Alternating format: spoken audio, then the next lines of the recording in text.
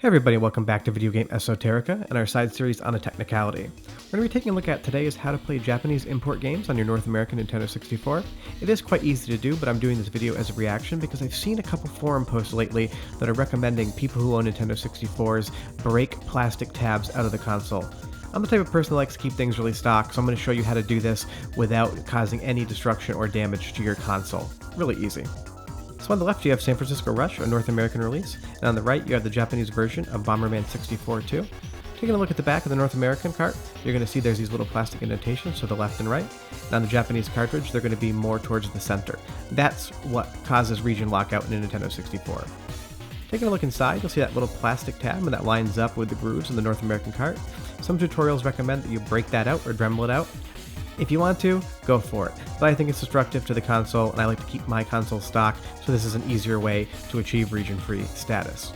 So taking a look at the console from the front, we're going to try to put that Bomberman 64 2 cartridge in, and it's not going to go anywhere. It's just going to sit on the top, and those little plastic tabs are what's causing that cartridge not to seat into the cartridge connector. Just showing you a little close-up, you can see those two plastic tabs, and that's what we need to bypass to make that cartridge run on a North American Nintendo 64. You need a game bit. I use an iFixit kit, but you can get the game bits on Amazon. They're like $3-4, and they'll let you open up Super Nintendo and Nintendo 64 cartridges. It's definitely a useful tool. They also open up some Sega Genesis cartridges. There's a couple different screw patterns on those I've noticed, but that's going to be the tool to get you into the cart. So taking a look at the back, what we're going to do is we're going to remove the back of the cartridge for San Francisco Rush. There's only two screws there.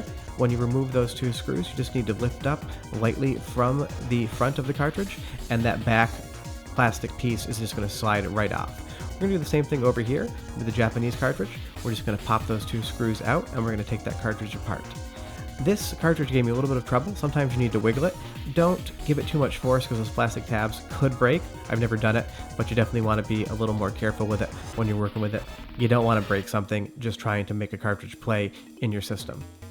So now that we have those two backs off, what we're going to do is we're going to flip over Bomberman 64 2, and we're going to put that North American back right on there, and we're just going to go ahead and put the screws right back in. So now that Japanese copy of Bomberman 64 2 has that North American back, it is going to slot right into the Nintendo 64, and we're going to be able to bypass those plastic tabs completely without having caused any damage to the console. Now you can just pop that Japanese cartridge right into your North American Nintendo 64 and play to your heart's content, and you didn't have to break anything along the way.